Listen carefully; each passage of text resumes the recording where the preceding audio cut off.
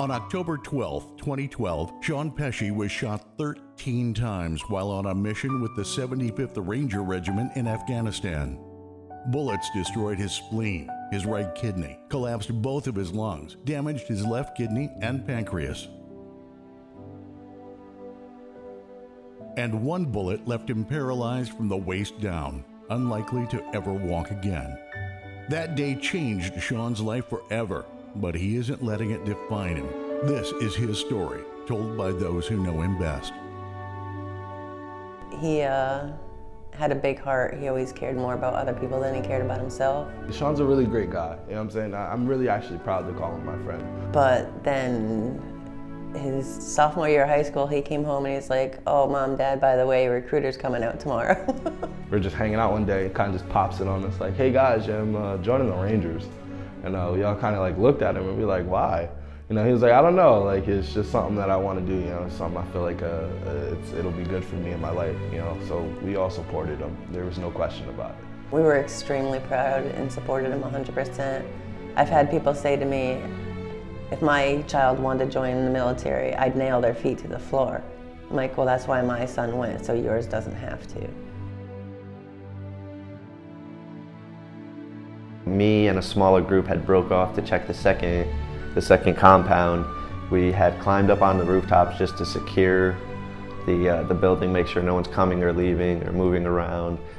And a little bit of time went by. We were getting ready into position to go into the building and clear it out, make sure, you know, there's no armed people or just the person we were looking for in the building. And maybe 5 or 10 minutes had passed and there was a loud bang and I kind of felt a ring through my body and I had like fell back and I turned over and I saw the muzzle flash from a machine gun in the adjacent window across from us. And then that's kind of when I knew that I had been hit. He lost so much blood. Everybody that's there does not know how he's still with us. So they got me off the rooftop and the medic comes over and he's starting to work on me or whatever. And he's just kind of counting bullet holes. I'm like, all right, this probably isn't that good.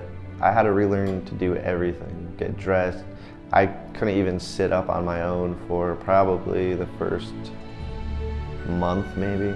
For probably like the first couple months, I didn't even want to be alive just because of the situation. After he was wounded, a lot of us took it hard.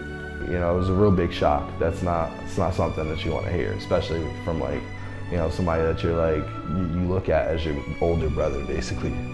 But a couple days after he got shot, I got a phone call from Major Way, who was the PO rep at the time. He was calling to check on me for Gail, Sean's mom. So the next time I saw him was at Walter Reed, and honestly I didn't know what to think. I didn't know how I would approach him or his family, because in that situation, how does anyone ever really know how to approach someone in that situation? When we finally got to see him again, he came up to Fort Lewis after he'd done all his physical therapy and all of that. He rolls in on his wheelchair, you know, it's probably not, you guys would think it's weird that I say that, but rolls in and makes a wheelchair joke. It went from afraid to meet him again, and how's he gonna be in awkwardness, and it all went away. It was the same Pesce. He's never once felt sorry for himself. He's never once looked at the world that it owes him something. Many say Sean came home a much different man than the boy who left. But that's where we disagree.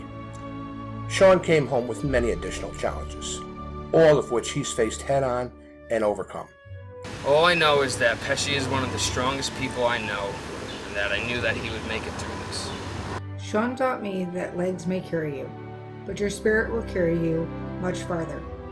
Him being in a wheelchair really sucks, but when I look at him, I still see my son. I don't see Sean in a wheelchair. I see the person he always was, and he can do anything that he wants to in life. The chair's not going to hold him back.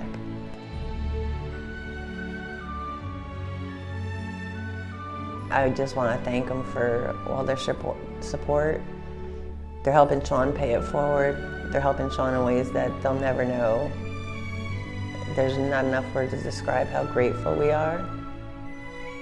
And just thank you so much.